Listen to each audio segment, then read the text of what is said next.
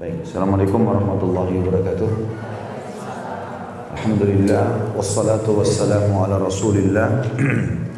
Segala puji bagi Allah subhanahu wa ta'ala, dan juga salawat dan taslim kepada Nabi besar Muhammad sallallahu alaihi wasallam. Semoga Allah berkahi insyaAllah. Kita akan belajar pada pagi ini lanjutan kajian kitab Mahkota Pengantin dan masuk di halaman 198 dengan subjudul tinggal di rumah keluarga, baik di rumah keluarga suami ataupun istri. Setelah sebelumnya tentu panjang lebar kita jelaskan banyak sekali hal-hal yang berhubungan dengan masalah etika suami istri dan juga nasihat buat suami istri. Mudah-mudahan itu teman-teman jangan dilupakan ya. Baik, saya akan bacakan. Tolong yang ngomong tenang dulu, ibu-ibu, tenang dulu, karena kalau suaranya bentrok nanti nggak jelas ya. Kata penulis, satu pesan yang ingin saya sampaikan kepada setiap suami yang memulai kehidupan rumah tangganya untuk tidak memulai ini di rumah keluarganya atau keluarga istrinya. Ini nasihat para ulama untuk setiap orang yang berumah tangga. Dan penekanannya di sini kepada suami, kenapa? Karena dia yang bertanggung jawab terhadap nafkah rumah istrinya. Ya. Jadi pada saat sudah menikah, walaupun kemampuan dia hanya kos-kosan, kontrak, tidak apa-apa. Dan setiap ukhti muslimah harus paham masalah ini.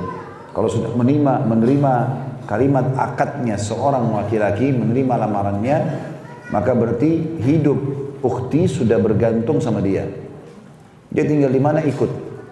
Walaupun tadinya kita tinggal di istana yang besar bersama ayah kita, setelah menikah mungkin suami kita hanya bisa ngontrak rumah, tidak semewah dan sebagus yang dimiliki oleh ayah kita, maka tidak ada masalah. Tetap harus sudah pindah kepada lokasi tempat di mana suami tinggal. Itu Allah jelaskan dalam Al-Quran ya, kepada kaum laki-laki, A'udzubillahi minasyaitonirrajim, askinuhunna min haitsu sakantum min wujdikum wa la tudarruhunna litudayyiqu alaihin. Al-ayat. Yang artinya, tempat tinggalkanlah para istri tempat tinggal yang kamu tinggal, dan jangan kamu persempit mereka, susahkan mereka, sehingga mereka pun merasa sempit dalam kehidupan. Artinya, berikan juga tempat yang semampu mungkin, yang layak, perabot yang bagus, tempat tidur yang bagus, tempat yang nyaman ya, semampu dia. Dan seorang istri harus juga berterima kasih tentang masalah itu. Kemampuan suaminya begitu besarkan jiwanya. Gak apa-apa kok, saya syukur dengan ini. Mudah-mudahan satu waktu Allah kasih kita yang lebih baik lagi. Maka akan terjalin hubungan yang baik karena saling menghormati. Ya. Saling menghormati. Sebagaimana juga saya jelaskan waktu itu tentang karakter laki-laki. Dia suka dinilai pengorbanannya. Jadi kalau ibu diberikan sesuatu walaupun sederhana, lalu ibu mengatakan, atau ukhti mengatakan terima kasih ya. Maka yang muncul di benak dia adalah apalagi yang saya akan kasih. Kadang-kadang dia malu karena memberikan itu pada istrinya. Semua pikiran dia di luar bagaimana dia bisa memberikan yang terbaik buat istrinya karena ucapan terima kasih tadi. Tapi sebaliknya kalau ibu diberikan, mungkin bagi suami itu sudah upaya yang besar sekali. Dia ingin memberikan hadiah ibu handphone misalnya. Bagi dia handphone itu sudah mahal, mungkin dengan harga 4 juta, misalnya 3 juta. Ibu terbiasa pakai handphone 10 juta, tapi bagi dia itu sudah sangat luar biasa pengorbanan karena dia harus utang sama temannya, dia harus angkat barang, dia apa saja. Kemudian dia bawa pulang dengan hasil keringatnya, lalu ibu mengatakan, ya cuma handphone merek ini, ya mereknya merek Cina, ya mereknya merek ini, dan menjatuhkan orang, akhirnya dia jadi tidak mau. Maka teman-teman sekalian, butuh kerja tim yang baik antara suami istri. Berhubungan dengan bahasan kita ini, masalah tempat tinggal yang disiapkan oleh suami, maka suaminya menyiapkan yang layak dan nyaman buat istrinya semampu dia, si istri juga berterima kasih dengan pemberian itu. Kita bicara di sini kalau lingkupnya, rumah yang suami siapkan lebih sederhana daripada rumah yang ibu tinggal dulu sama ayahnya. Kalau rumahnya suami lebih mewah, alhamdulillah. Itu pun juga harus ibu kontrol, jangan sampai tiba-tiba berubah menjadi sombong. Ada begitu wanita, hidupnya biasa, miskin sama ayahnya. Allah mudahkan jodohnya laki-laki kaya, tiba-tiba pindah di tempat yang mewah, kendaraan yang mewah, pindah Jakarta, sombong tiba-tiba. Mulai ngangkat suara depan suaminya, mulai tidak menghormati orang tuanya, ini juga tidak baik. Ya.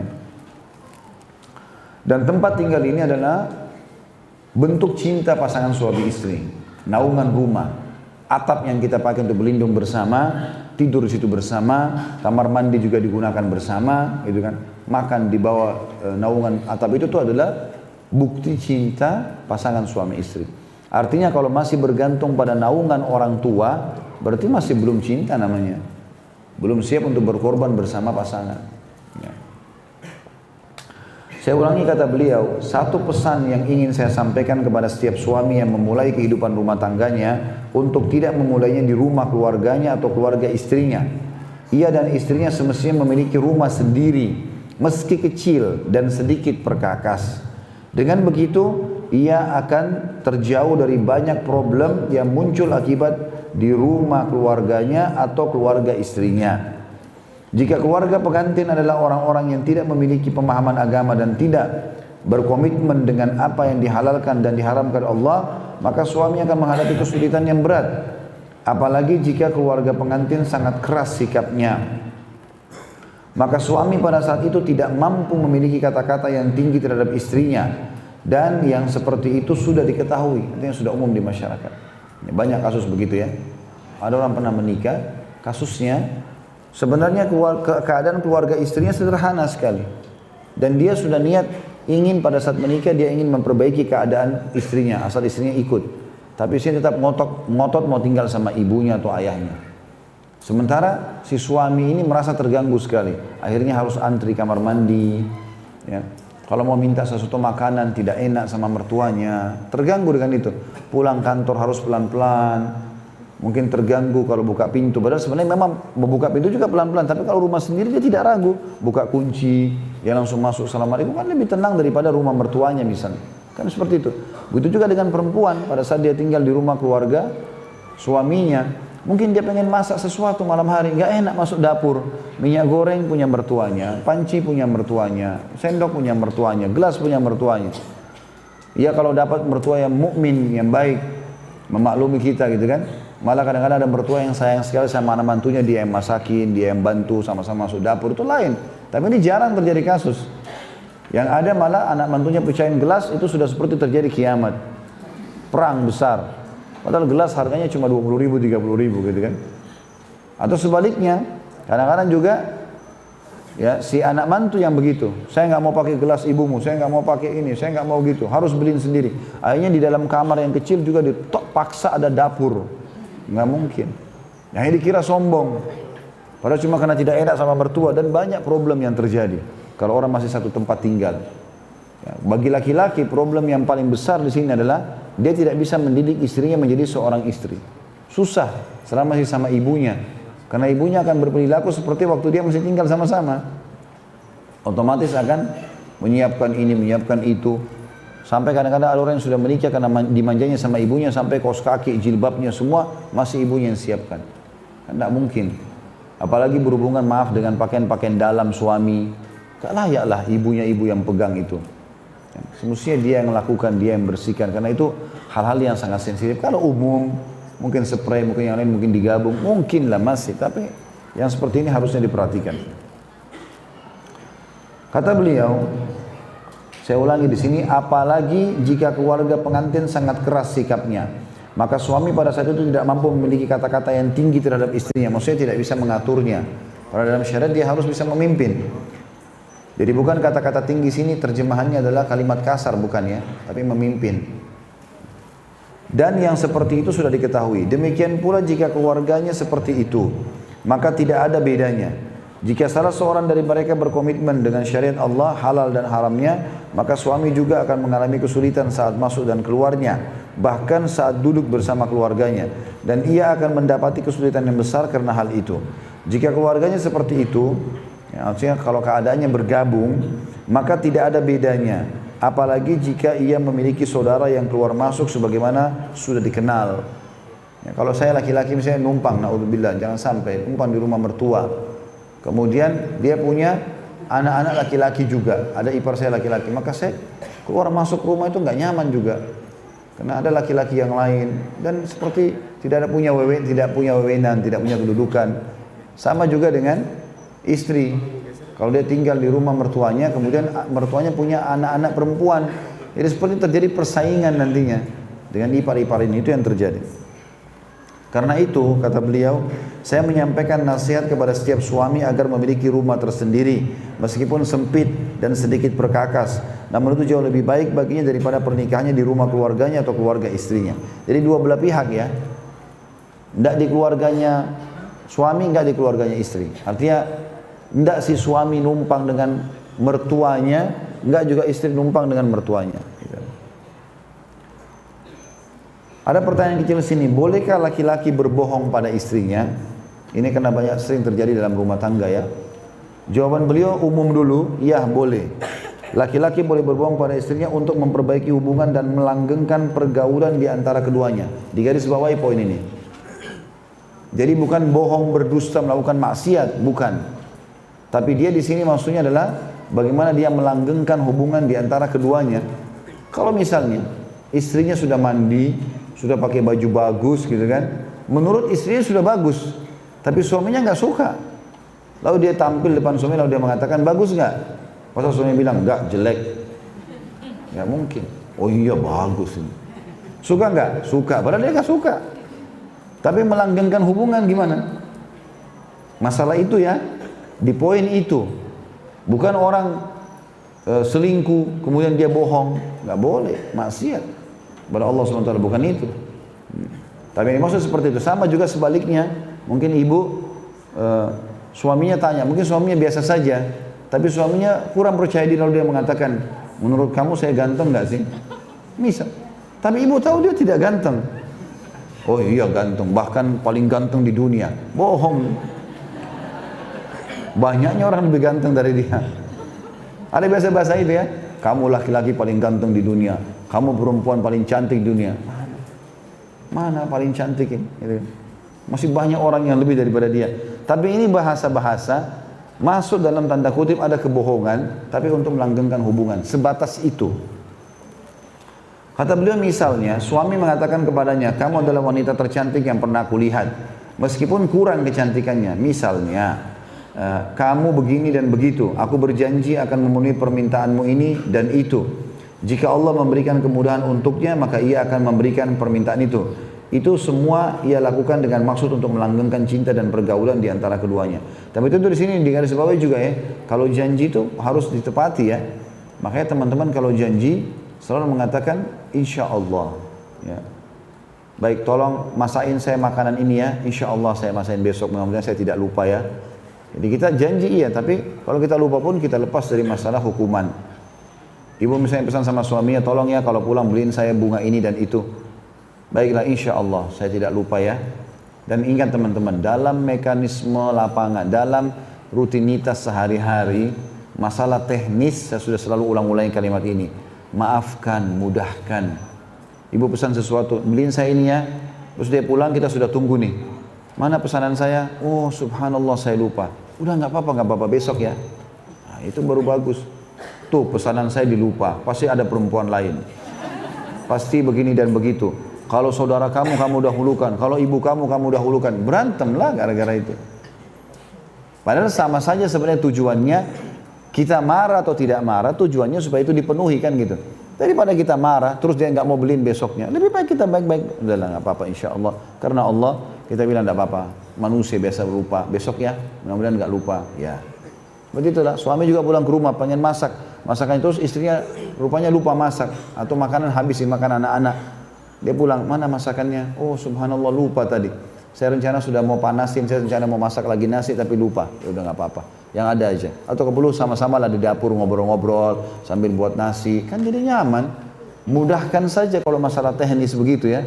Karena banyak rumah tangga rusak teman-teman kalau kita telusuri benang pertamanya, pemicu api pertamanya hanya karena tersinggung, hanya karena sensitif. Ini nggak boleh ada dalam rumah tangga ini. Kita berinteraksi dengan manusia, punya perasaan, punya pikiran, punya kesalahan. Nabi Adam alaihissalam, Nabi Adam waktu diciptakan teman-teman, Nabi Adam melihat malaikat. Ya, makanya Allah suruh sujud di depannya. Nabi Adam alaihissalam dimasukkan ke surga oleh Allah Subhanahu wa taala. Walaupun khilaf di antara ulama panjang lebar masalah apakah itu surga nanti yang kita huni atau bukan, gitu kan. Tapi yang jelas Nabi Adam alaihissalam tahu. Tapi Nabi Adam dilarang oleh Allah, jangan kau makan buah ini, pohon ini jangan disentuh. Nabi Adam sudah tahu Tuhannya, bisa melanggar. Bukan kita mengatakan, oh kalau gitu buat salah lah. Tidak. Tapi manusia bisa berbuat salah teman-teman. Tidak ada pasangan yang sempurna. Nggak mungkin. Ya. Nabi Yunus alaihissalam tinggalkan kaumnya sampai Allah hukum dimasukkan di dalam perut ikan paus gitu kan. Dia tidak, menurut kacamatanya atau pandangan Nabi Yunus tidak salah. Kenapa? Karena Nabi Yunus alaihissalam waktu disuruh datang ke wilayah Nainawah, sebuah wilayah di Irak, dakwahi penduduk Nainawah itu. Nabi Yunus alaihissalam pergi ke sana dan perintah Allah tidak boleh tinggalkan. Semua nabi nggak boleh tinggalkan lokasi dakwanya walaupun harus dibunuh oleh kaumnya sebelum ada perintah Allah. Nabi Yunus alaihissalam lihat didakwahi pengikutnya, penduduk Nainawah tidak ada mau dengar, menyembah patung-patung besar, nggak boleh, haram, nggak mau dengar. Nabi Yunus alaihissalam hanya berdoa sama Allah, ya Allah mudahkan saya dapat lokasi lain nih, jangan di sini. Tapi Allah belum turunkan wahyu. Nabi Yunus pergi, inisiatif dari dia, bukan niat membangkang sama Allah ya, cuma pergi tinggalkan. Tapi dihitung kesalahan. Kenapa dia tinggalkan tanpa izin? Akhirnya dia naik di atas kapal, niatnya mau cari lokasi dakwah baru loh ini. Karena di situ kaumnya menolak.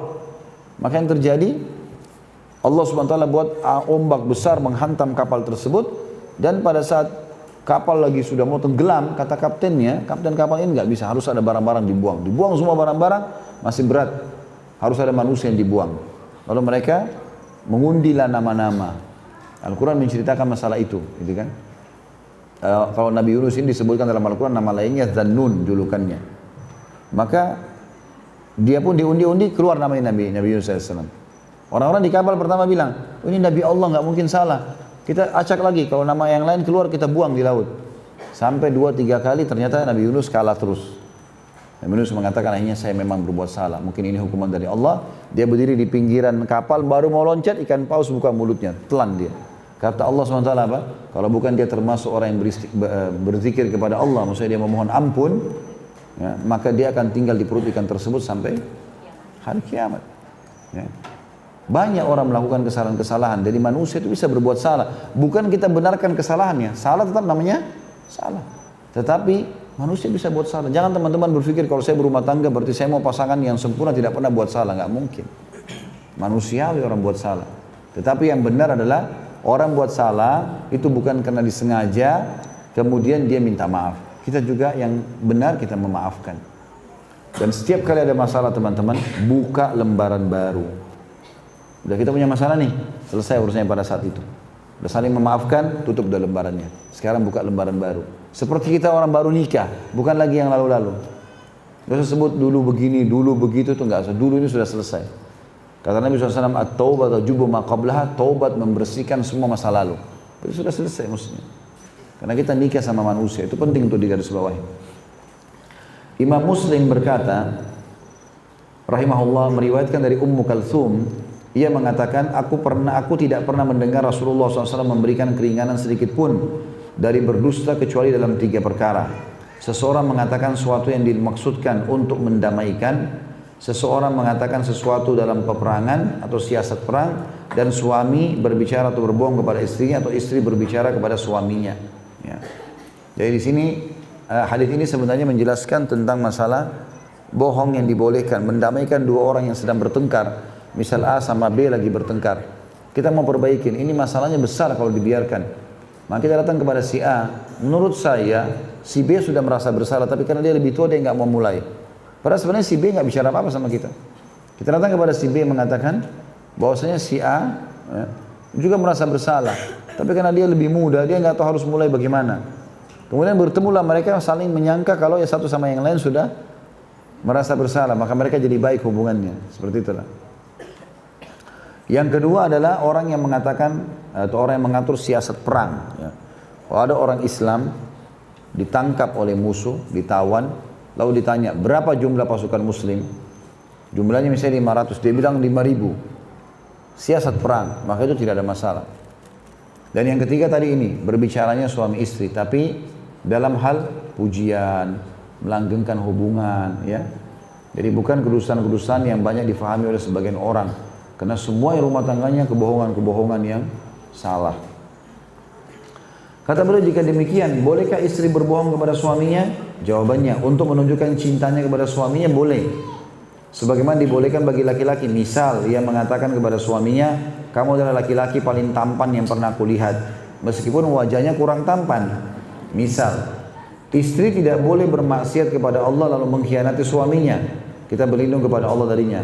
Kemudian dia berdusta padanya. Tidak boleh istri pergi selingkuh sama laki-laki lain baru dia bilang, oh kan dalam Islam boleh bohong untuk melanggengkan hubungan. Kamu dari mana tadi? Oh saya dari salon. Padahal dari mana tadi sama laki-laki lain? Nggak boleh ini. Ya. Ini haram. Wanita yang suka berdusta pada suaminya baik dalam perkara kecil maupun besar, maka suami tidak merasa aman di sampingnya. Karena Nabi SAW memperingatkan agar jangan berdusta. Sebagaimana diriwayatkan oleh Imam Bukhari Muslim, Nabi SAW bersabda, Inna sidqa yahdi ilal bir, wa innal birra yahdi ilal jannah, wa innal rajula la yasduku hatta yakuna siddiqa, wa innal kadiba yahdi ilal fujur, wa innal fujura yahdi ilal nar, wa innal rajula la yakzifu hatta yuktaba indallahi kadzdzaba. Sesungguhnya kejujuran itu menuntun kepada kebaikan dan kebajikan itu menuntun kepada surga. Orang kalau jujur, dia akan selalu baik. Walaupun pahit awalnya, tapi aman. Saya salah. Kamu begini ya, selesai. Clear pada saat itu kan. Walaupun berat, tapi selesai. Akan menuntun kepada kebajikan, jujur itu. Sesungguhnya kejujuran akan menuntun kepada kebaikan dan kebaikan akan menuntun ke surga. Seseorang benar-benar berlaku jujur hingga ia menjadi orang yang jujur. Sebaliknya, dusta itu menuntun kepada dosa dan dosa itu akan menuntun ke neraka. Seseorang benar-benar berdusta hingga dicatat di sisi Allah sebagai seorang pendusta. Artinya kalau orang rutin dusta dari bohong ke bohong terus, maka nanti bisa jadi pendusta benar dia. Ya, walaupun dia tidak bermaksud itu. Wanita yang menjadikan dusta sebagai sarana untuk keluar rumah dan berlaku bebas, maka sesungguhnya wanita tersebut berdasarkan hadis tadi menjadi orang yang berdosa. Suami tidak rela bergaul dengan wanita yang berbuat dosa. Kita berlindung kepada Allah darinya. Betapa banyak dosa telah menghancurkan banyak sekali rumah tangga. Nah, itu semua adalah poin penting berhubungan dengan masalah dua poin tadi ya. Masalah pentingnya tinggal di rumah sendiri tanpa numpang dengan mertua atau orang tua. Dan juga masalah pentingnya seseorang untuk memuji pasangannya tapi tidak boleh berdusta yang haram. Jelas itu ya? Jelas nggak ini? Allahu a'lam. Baik, sekarang kita masuk ke judul lain. Ini masalah kriteria pria dambaan wanita dan cara mengetahui pria idaman. Jadi bapak-bapak siap-siap dengar ya, supaya mencontohi ini gitu ya. Kata penulis, kriteria pria yang didambakan itu berbeda-beda sesuai dengan perbedaan karakter wanita. Di antara wanita ada yang memandang bahwa pria yang didambakan adalah pria yang memiliki gelar akademis. Ada pula yang memandang bahwa pria yang didambakannya adalah pria yang berharta tanpa melihat pendidikannya. Ada juga yang memandang bahwa pria yang didambakannya adalah pria yang cakap dan lemah lembut. Ada pula yang memandang bahwa pria yang didambakannya adalah pria yang tampan tanpa memandang harta atau strata pendidikannya, dan seterusnya. Setiap wanita memiliki kriteria yang berbeda dalam kriteria-kriteria yang dimiliki wanita sejawatnya. Sekarang bagaimana caranya? Ya, masing-masing orang punya kriteria tersendiri. Tapi beliau coba memandu di sini para muslimah, dikatakan cara mengetahui pria idaman. Tidak ada jalan untuk mengetahui hal itu. Tidak ada jalan untuk mengetahui hal itu, apakah lewat telepon, apa lewat kampus, ataukah lewat obrolan. Apakah syariat memperbolehkan melakukan perkenalan semacam ini? Tidak ada jalan untuk mengetahui pria idaman kecuali ketika ia datang untuk meminangmu. Wanita adalah tanda kutip mutiara tersimpan dan tanda kutip permata yang mahal harganya. Tidak ada yang boleh melihatnya kecuali orang yang mengetahui nilai, kemuliaan dan kedudukannya. Standarnya sebagaimana telah disebutkan ialah sejauh mana peminang itu berpegang teguh dengan agamanya dan apa yang diperintahkan oleh syariat yang lurus.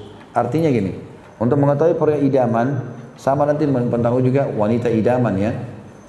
Untuk mengetahui pria idaman adalah pria yang memiliki background agama, dasar agama. Cirinya bagaimana?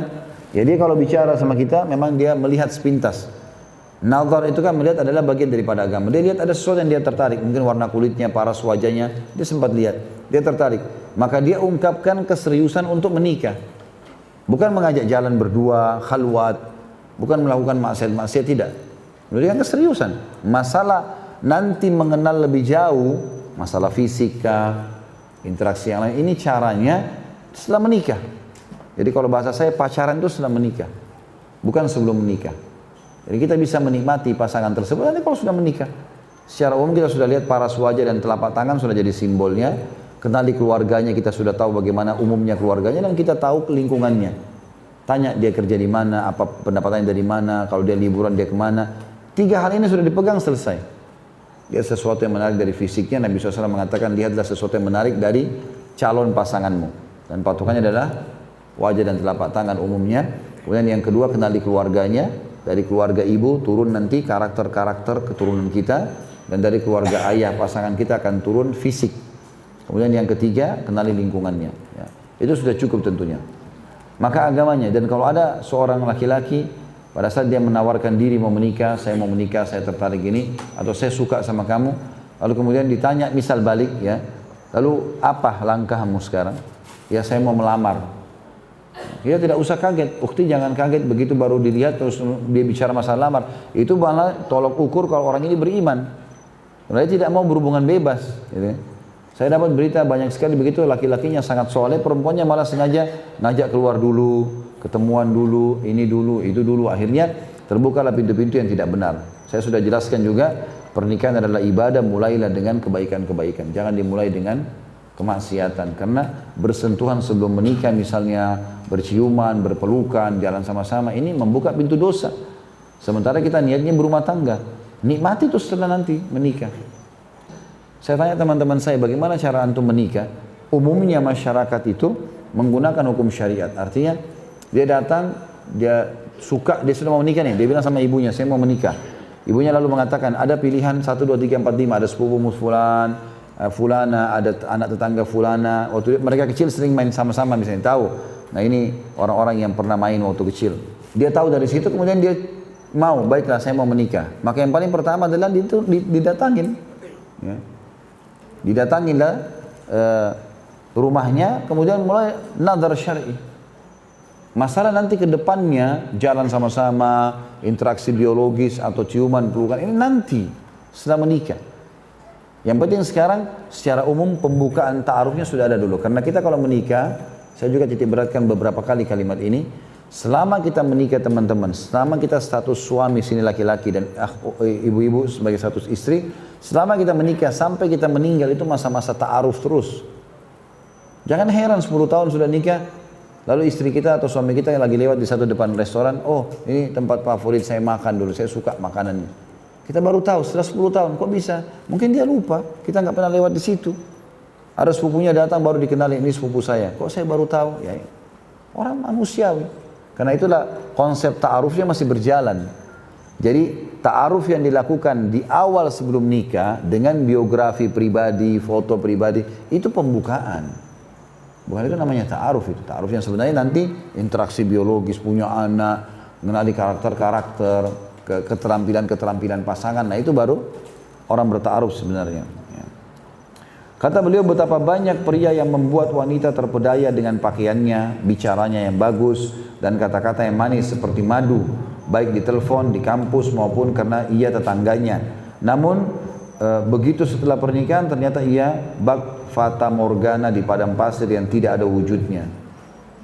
Umumnya orang subhanallah pacaran haram sebelum nikah ini itu banyak direkayasa. Penampilannya rapi, kata-katanya bagus, dewasa lah, apalah, ya, pecahin masalah-masalah bersama. Padahal setelah menikah, ada orang begitu, pacaran 10 tahun, nikah 2 bulan cerai. Banyak terjadi. Karena ternyata sementara pacaran mereka tunjukkan yang baik-baik saja. Syaitan hiasi itu. Ya, sementara pada saat sudah halal malah jadi tidak baik. Ya. Makanya tolok ukur adalah agama. Pertanyaan juga beliau katakan, apakah ada yang disebut istri merana? Kata beliau, istri merana adalah istri yang dibuat merana oleh suaminya. Jika tidak demikian, maka tidak ada satu istri pun yang rela rumah tangganya merana dan menolak kebahagiaan dan cinta memenuhi rumahnya. Ya. Adakah suami yang merana? Jadi ada istri merana, ada. Kenapa? Karena suaminya berdusta, karena suaminya tidak memenuhi kebutuhannya. Kalau perempuan di rumah, ibu buka kulkas, ada semua makanan sudah dipenuhi. Kebutuhan anak-anak ada terpenuhi. Ibu buka lemari, ada. Ibu masuk kamar mandi, semuanya siap. Pastilah betah di rumah. Kalau kita mau makan, tidak ada makanan, ditelepon suaminya susah, kadang-kadang kalau pulang marah-marah, maka meranalah orang gitu kan. Sementara target pernikahan bukan itu dalam Islam. Bagaimana seorang suami menjadikan istrinya sebagai ratu di rumahnya. Dia penuhi, dia ngobrol yang baik, kan istri juga mengetahui posisinya. Dia dianggap sebagai seorang bidadari di rumah, permaisuri yang dia harus bisa. Padahal suaminya datang, dia rapi, dia bersih, dia penuhi kebutuhannya. Maka itu akan terjalin rumah tangga yang sebenarnya di situ. Ada juga suami yang merana, kata beliau. Demikian pula tidak ada suami yang menolak kehidupan rumah tangganya menjadi bahagia, tenang, lagi tentram. Ia hanyalah berubah menjadi suami yang merana karena istrinya membuatnya merana. Ketika mendefinisikan kata nikah atau tazwij, Anda menjelaskan pada catatan kaki perbedaan antara kata nikah dan zawaj berkaitan dengan penjelasan ini. Ketika membaca dalam kitabullah, saya mendapati terkadang Allah SWT menggambarkan istri bahwa ia adalah istri tanda kutip zaujah, dan terkadang juga menyebutnya sebagai wanita imra'ah. Maka apa bedanya? Dalam bahasa Arab ada istilah zaujah, ada mar'ah. Ya. Orang Arab biasa mengatakan, kalau ada istilah disebut, dia mengatakan hadihi zaujati, ini istriku. Kadang-kadang juga dia mengatakan hadihi imra'ati, ini wanitaku. Ada pertanyaan kecil beliau tulis di sini, bagaimana membedakan dua istilah ini yang disebutkan dalam Al-Quran? Itu tadi sudah kita jelaskan teman-teman, pria dan wanita idaman, bagaimana mereka didahulukan agamanya, dan akhirnya mereka takut dengan Allah dan menjalankan kewajiban dalam rumah tangga. Dan kalau selain daripada itu akan mendatangkan kemeranaan. Sudah kita jelaskan tadi masalah itu. Sekarang kita masuk ke perbedaan antara zaujah, istilah istriku, atau mar'ah. Ya. Mar'ah tentu di sini dikatakan adalah ya, wanitaku. Anda tidak menjumpai perbedaan antara kata zauj, istri, dan mar'ah atau wanita dalam kitab-kitab fikih. Sementara Anda mendapati Al-Quran membedakan di antara keduanya. Al-Quran memakai kata zauj berkaitan dengan kaum yang beriman, sementara kata mar'ah berkaitan dengan kata kaum musyrikin dan kafir. Adapun al-azwaj adalah jamak daripada zauj, konon jamak dari zaujah. Namun yang pertama lah yang lebih fasih, dan itu pula lah yang disebutkan dalam Al-Quran. Sebagaimana Allah berfirman di dalam surah Al-Baqarah ayat 35 tentang Nabi Adam alaihissalam dengan istrinya Hawa.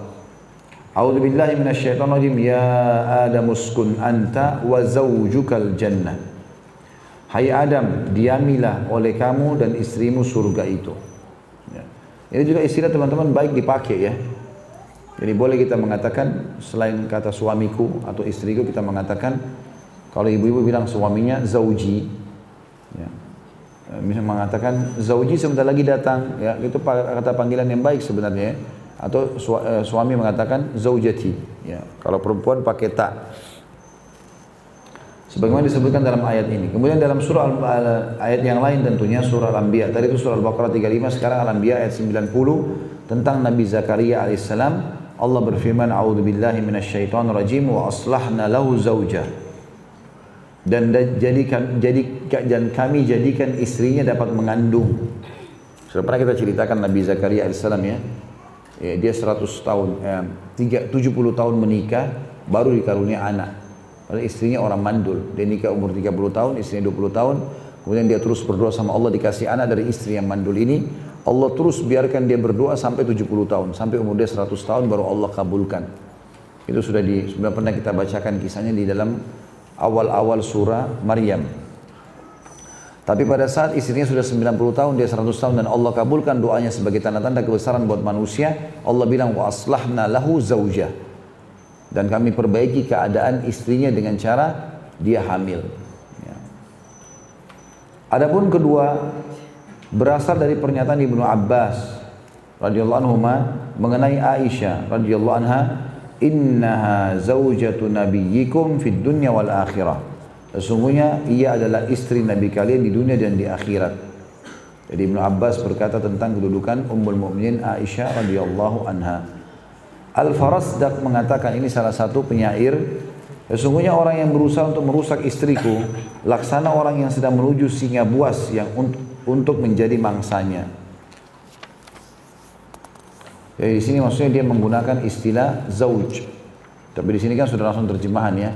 Jadi Farasdaq ini mengatakan sebagai bentuk cinta dan sayangnya sama istrinya, dia bilang siapa yang berusaha untuk mengganggu istriku, maka berarti dia seperti sedang menyiapkan dirinya menjadi mangsa singa yang buas. Artinya saya akan tentu mempertahankan kehormatan rumah tangga saya.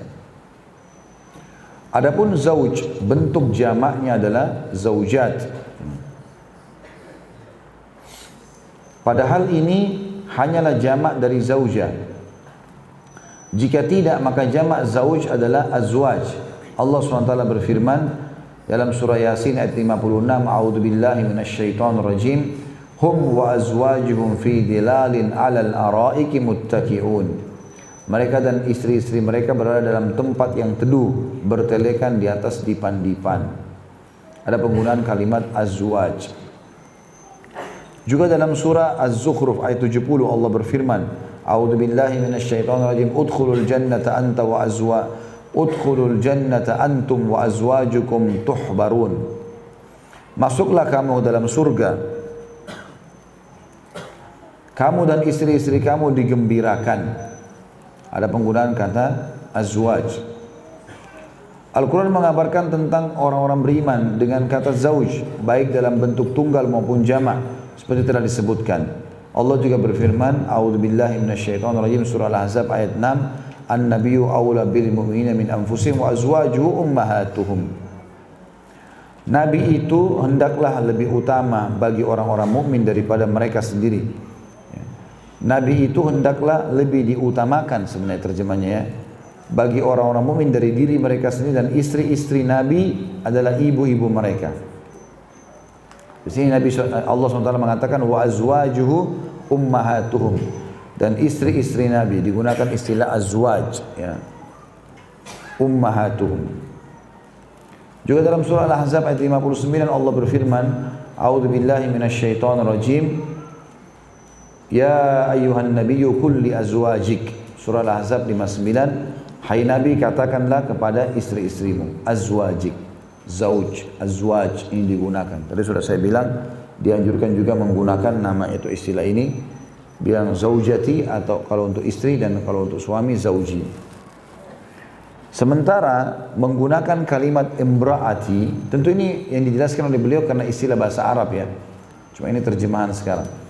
Mengabarkan mengenai kaum musyrikin dengan kata mar'ah atau wanita, wanitaku gitu ya. Biasanya kalimat ini digunakan oleh ahli-ahli maksiat ya. Dia mengatakan ini wanitaku lah ya. Itu jarang sekali digunakan untuk orang beriman. Jadi kalimat istri lebih mulia lah istilahnya. Sebagaimana Allah berfirman dalam surah Al-Lahab atau Al-Masad, 4 ayat tentang Abi Lahab. A'udzubillahi minasyaitonir rajim. Tabbat yada abi lahabin wa tab ma agna anhu maluhu wa ma kasab sayasla naran dzata lahab wa imra'atuhu hammalatal hatab. Ada kalimat wa imra'atuhu. Binasalah kedua tangan Abu Lahab, dan sesungguhnya dia akan binasa. Tidaklah berfaedah harta bendanya dan apa yang ia usahakan. Kelak dia akan dimasukkan ke dalam api bergejolak, dan begitu pula istrinya pembawa kayu bakar. Jadi dulu Abu Lahab ini adalah paman Nabi ya. Kalau nggak salah namanya Abdul Izz. Jadi saudara ayahnya Nabi SAW. Dia dulu punya anak laki-laki menikah sama anak Nabi SAW. Tapi setelah dia tahu Nabi mendakwakan Islam, dia suruh anaknya ceraikan anak Nabi. Ya, kemudian dia pun membenci Nabi SAW. Selalu di mana-mana Nabi jalan, dia selalu mengatakan ini ponakanku, aku lebih kenal dia pendusta. Ya, sampai salah satu sebab Nabi SAW dilempari dengan batu di kota Taif itu karena dia berkata, atau Abu Lahab ini datang ke kota Taif mengatakan itu ponakanku, aku lebih tahu ya, jangan percaya dia, seperti itulah. Sementara istrinya benci juga dengan Nabi SAW hanya karena mendakwakan Islam, maka dia selalu taruh di lehernya itu seperti ranting-ranting kering ya. Itu yang disatu-satuin gitu kan, ranting-ranting kecil, nanti itu menjadi bahan bakar untuk membakar api. Atau kadang-kadang juga dia mengambil itu diistilahkan juga dengan kayu bakar, atau dikatakan juga serabut yang digantung di lehernya. Maka istrinya selalu buat begitu. Di mana Nabi SAW lewat, dia taruh itu lalu dibakar dengan api supaya Nabi SAW tidak bisa lewat. Nah di sini dia dengan istrinya dua-duanya dipastikan masuk ke dalam api neraka dalam ayat ini karena mereka meninggal dalam keadaan kufur.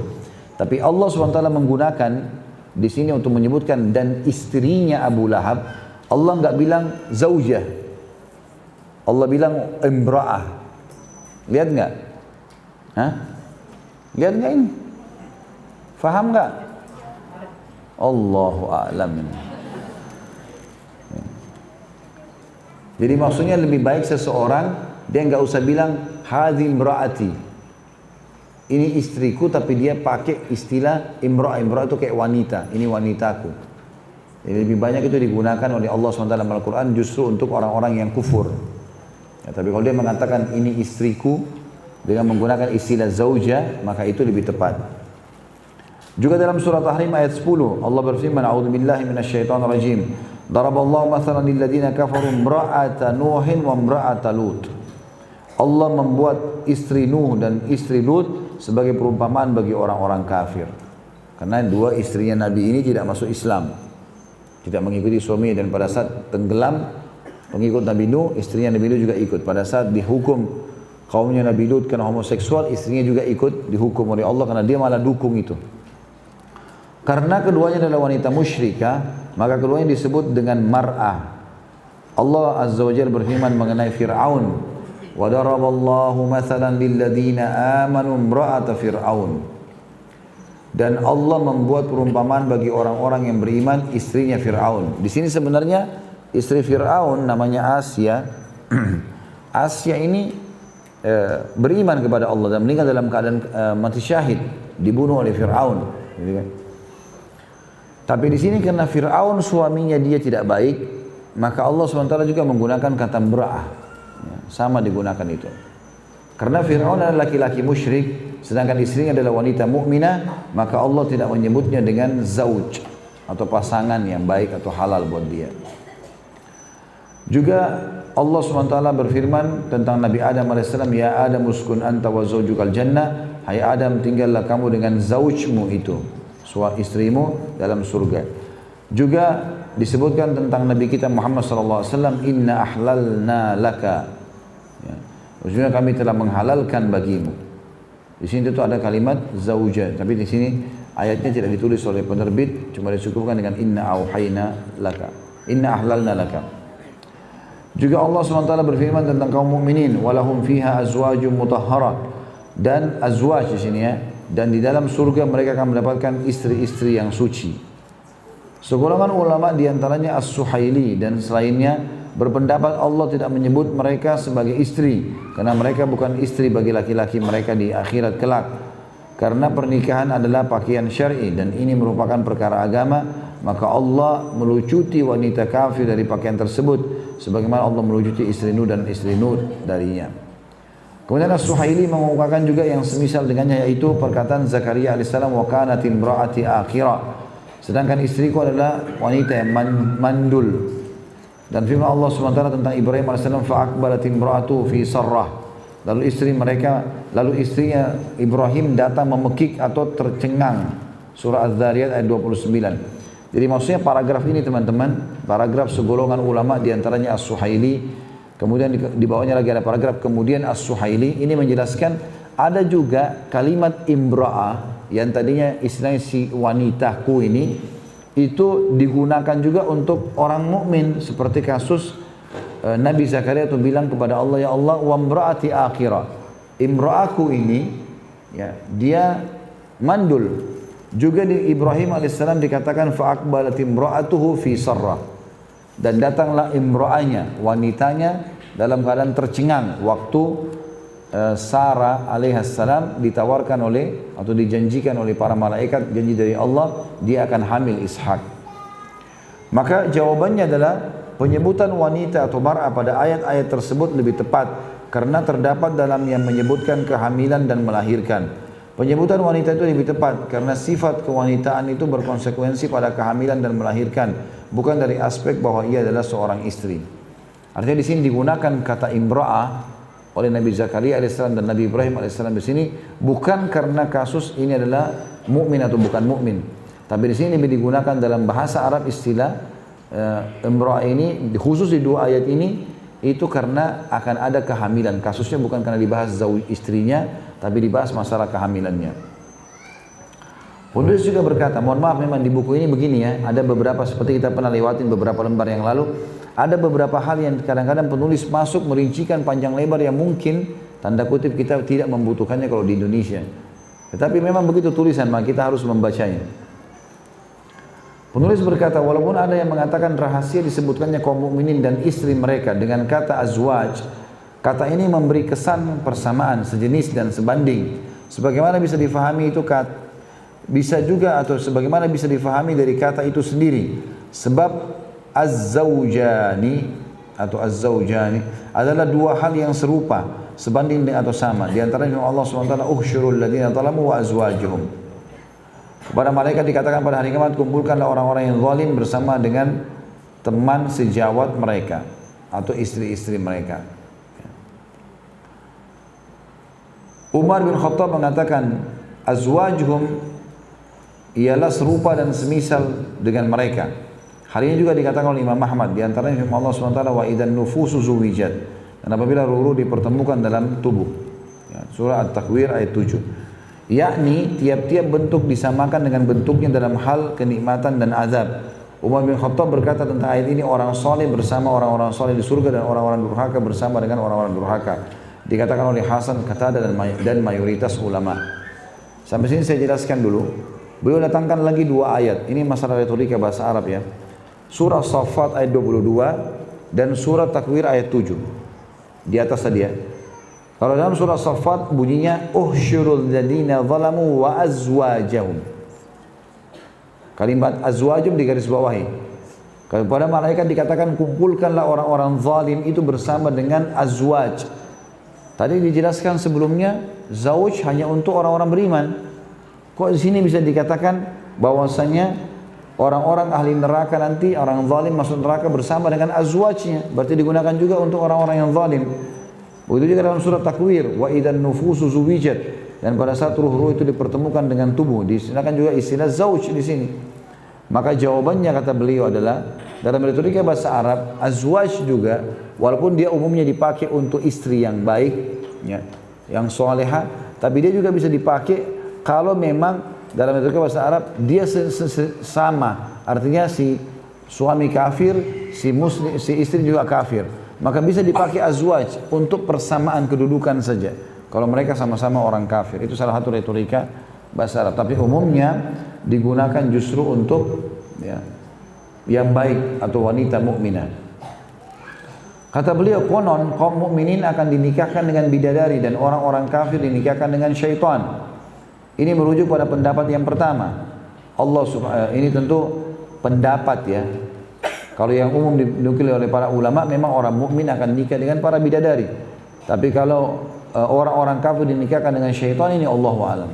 Ini perlu penelusuran lebih jauh.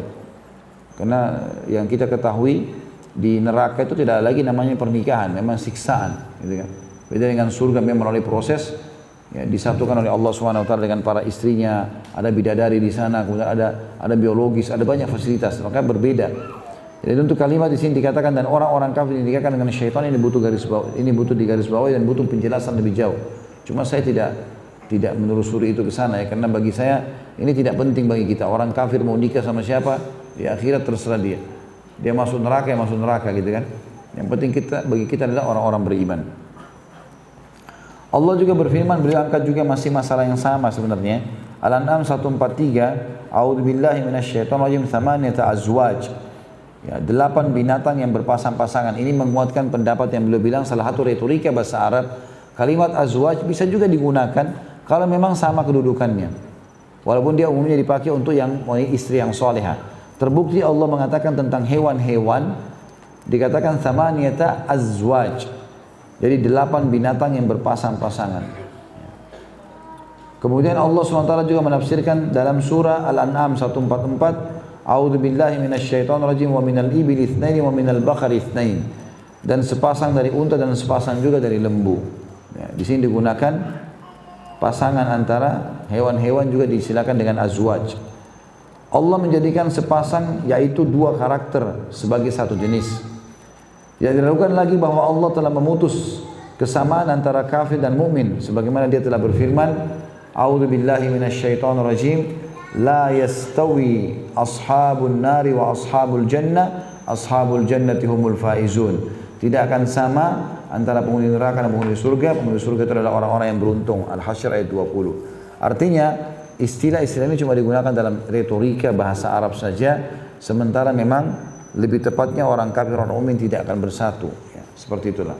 Allah Subhanahu wa taala telah memutus persamaan di antara keduanya mengenai hukum-hukum dunia.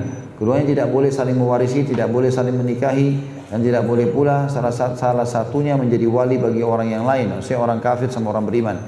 Sebagaimana hubungan di antara keduanya telah terputus secara makna, maka terputus pula secara nama. Karena itu ia disebut dengan imra'ah, yaitu dengan kata yang menunjukkan kewanitaan saja, bukan kata yang menunjukkan kesamaan dan keserupaan. Renungilah makna ini, kata beliau, maka anda akan mendapati sangat cocok dengan kata-kata dan maknanya yang disebutkan dalam Al-Quran.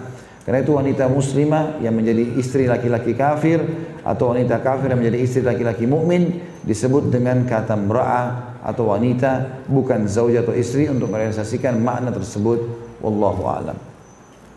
Ini lebih baik daripada perkataan orang yang mengatakan bahwa istri Abu Lahab hanyalah disebut sebagai mra'ah atau wanitanya dan tidak disebut sebagai istrinya. Karena pernikahan kaum kafir tidak memiliki keabsahan hukum. Berbeda dengan pernikahan kaum mukminin atau muslimin, ini adalah pendapat yang batil. Karena Allah SWT memakai kata mra'ah juga untuk istrinya Nuh dan istri Lut perihal pernikahan tersebut. Jadi ini masih berputar di rincian masalah kalimat imra'ah dan zaujah tadi. Ya. Baik, saya melihat ini semuanya sampai halaman 210 masih sama. Jadi perselisihan para ulama dalam menjelaskan masalah istilah imra'ah dan zaujah. Saya merasa sudah cukup sampai situ tadi bahasan itu. Ya. Ini kita langkahin beberapa lembar karena sama saja. Akan sama penjelasannya tadi. Istilahnya kalau zaujah dipakai untuk wanita-wanita yang baik-baik, kalau imra'ah dipakai untuk wanita yang tidak baik. Seperti itulah kurang lebih kesimpulannya. Baik, begitu saja. Subhanakallahumma bihamdika, asyhadu an la ilaha illa anta astaghfiruka wa atubu ilaik. Wassalamualaikum warahmatullahi wabarakatuh.